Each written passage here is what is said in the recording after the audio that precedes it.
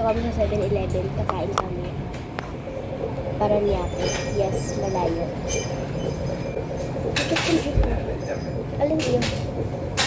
Akin ano na ito? Paksiw.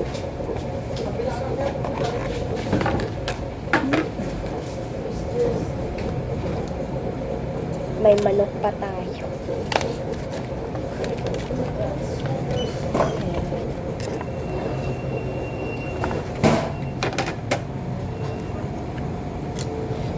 Ano iyo?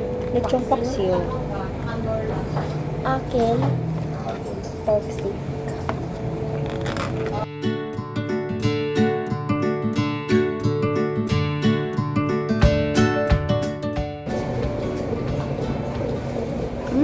Sarap. Ito, tikman mo.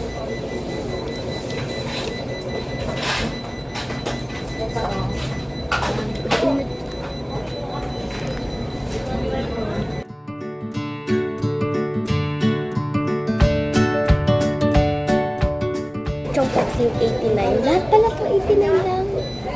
Tapos yung pork steak, 89 din. Yung chicken, 89 din. Tapos itong gulp, 85 lang. Oh, hindi yan 85. Ah, 85 lang dito eh. Gulp? Ah, 35 pala. Ano ko, 85.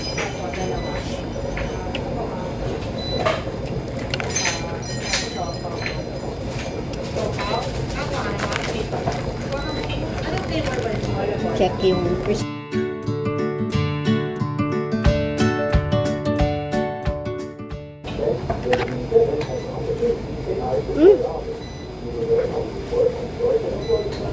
siya. Ang sarap.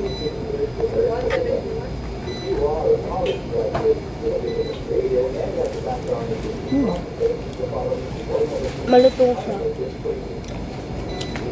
Hindi siya yung parang matagal na nakastak. Hindi siya makunat.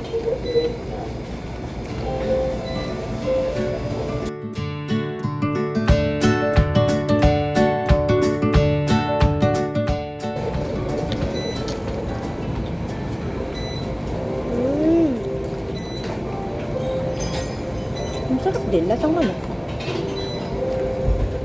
Malambot din naman.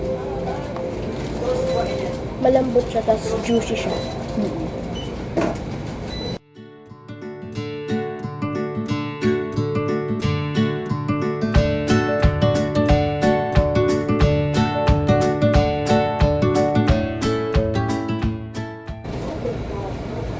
Pero ang lambot din ng baboy nito ah. Isang ganun pala ng kutsara. Ano na yun? Masarap din siya. Hindi siya yung pucho na Bicol Express. Ay, ano Bicol Express? Ano, pork steak. Baga, malalasahan mo din talaga siya na pork steak. May quality din siya. Pero for 89 pesos pork steak. Ganun. Pag mga budget meals, gusto mo kakain ka sa naka-aircon ka, pero ayaw mo naman ng fast food, tayo ka din naman mag-ano, 7-Eleven.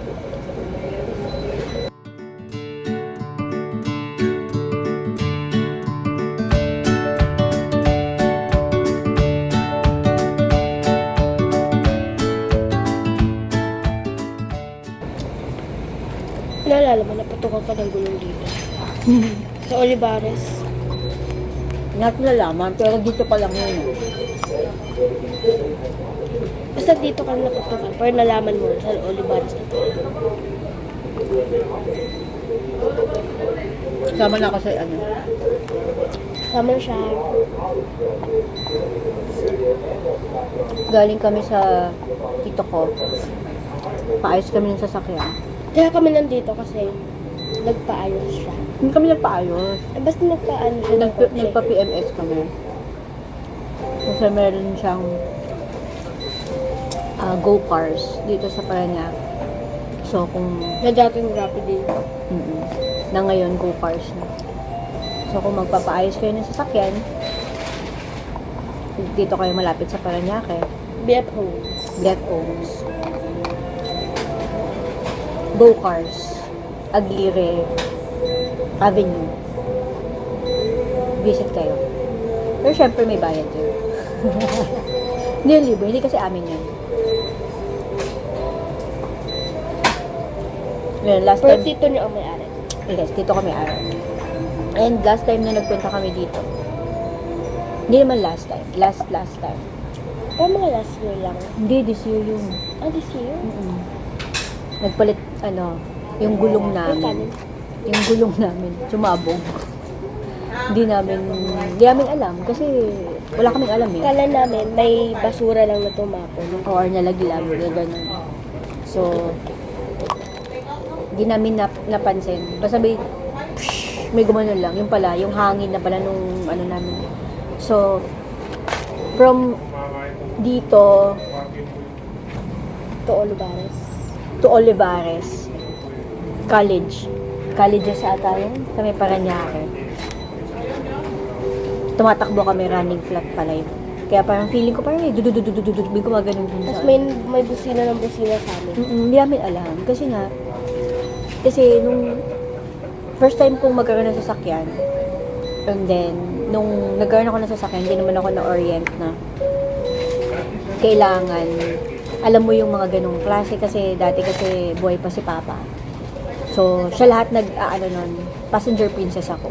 So, hindi ko iniisip yung ganon kung saan kami dadaan, ano yung mga kailangan kong i-ano sa sasakyan, kasi alam na ni Papa yun. Pero kasi nung nawala si Papa, so wala na nag-check ng sasakyan, wala na ano. So, hindi lang namin alam kung paano siya ayusin. Pero may maintenance kami. Kaya nagpupunta kami lagi kay Tito para ipa-check yung sasakyan kung okay. Yun lang, nung time na yun, kasi nag-deliver kami ng may client kami dito sa may Cubiertos. Dito sa may BF Rooms din. Deliver kami ng niya, orders niya na 150 packs na souvenir cookies. So, dineliver namin siya. Tapos, buti na lang, hindi kami sa Skyway mismo naputukan. Kasi, kung naputukan kami ng Lalo pa gulong... niya mag-sky. Oo. Nung papunta kami dito, nag-Skyway kami. Pero nung pauwi kami, hindi na kami nag-Skyway. Kasi inisip namin, wala naman kami hinahabol. Kaya okay lang na naman na dumaan kami sa traffic, ganyan. Kasi kung doon din pala kami dumating sa dumaan sa Skyway. Grabe, ang mahal ng tow namin. Tow kami doon, tapos mahal ng charge, parang gano'n. So, buti na lang. Talagang inalaw ni God na mapadaan kami dito. At doon kami dumaan, hindi kami mag-Skyway. So, yun. Di ba dati na-tow ka? Basta na-tow. Nag-hit yung kotse. Hindi, nag-ano naman, di ba, hindi ko din alam. Nagkaroon siya na siya, yung clutch niya, upod na. Kasi manual yung sasakyan namin. So, naupod na pudpud na yung clutch lining, hindi ko din alam. Madami ako hindi alam. So, yung clutch lining niya, naubos na. Tapos, hindi na siya umaandar. Kahit na ko siya, first gear, second gear, wala na siya. Talagang umaarangkada lang siya, pero hindi siya gumagalaw. Kasi nga, upod na yung line. So, syempre, wala akong choice kundi ipato kasi hindi siya gagalaw. Yun, tino. And then, inayos ulit ng go-cars.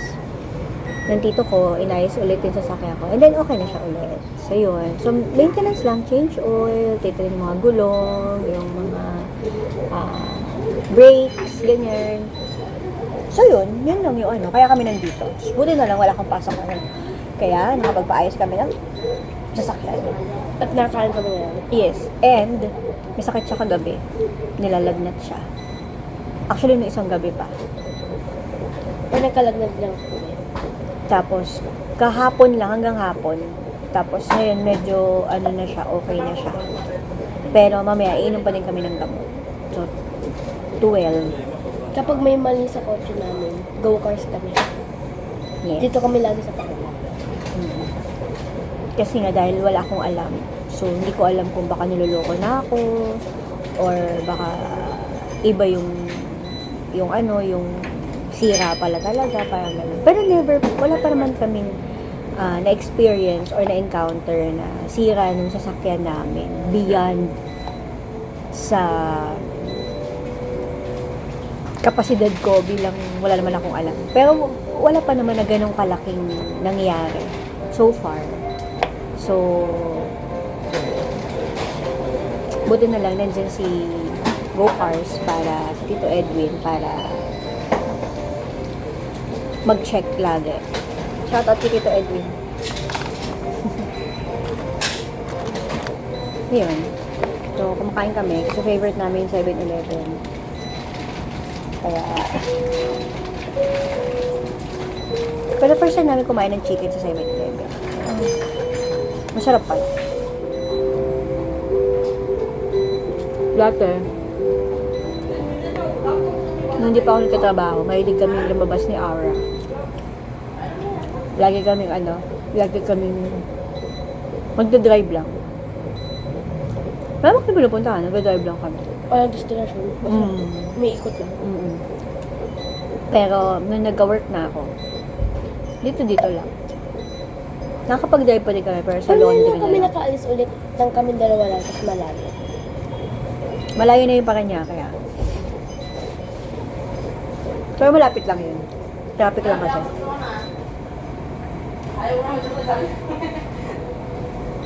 Ngayon na kami nagganto. First time namin itry yan. Masarap din. Kanya yung sinasabi ko kanina na pwede na siya for 89 pesos. Kasi kung kami yung pag-ano, yung tawag din, yung may sisig, omelette. May kami. Kasi bago lang yung mga ganyan nila. I mean, hindi naman bago ngayon lang. Pero, nakikita ko na siya. Pero parang, ano yan. Hindi binibili. Hindi naman. Siguro binibili ng iba.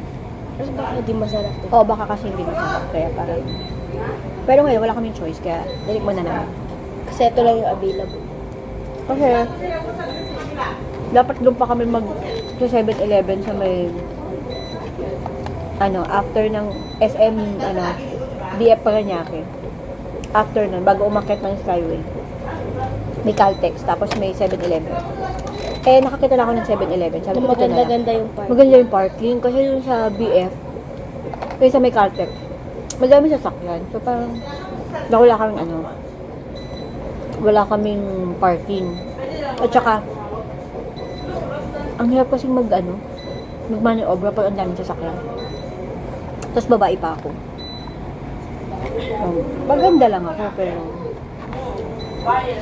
hindi ko kaya yung Makaakala nila, sister lang kita. Ano ba kita? Nanay niya ako. Mami niya ako.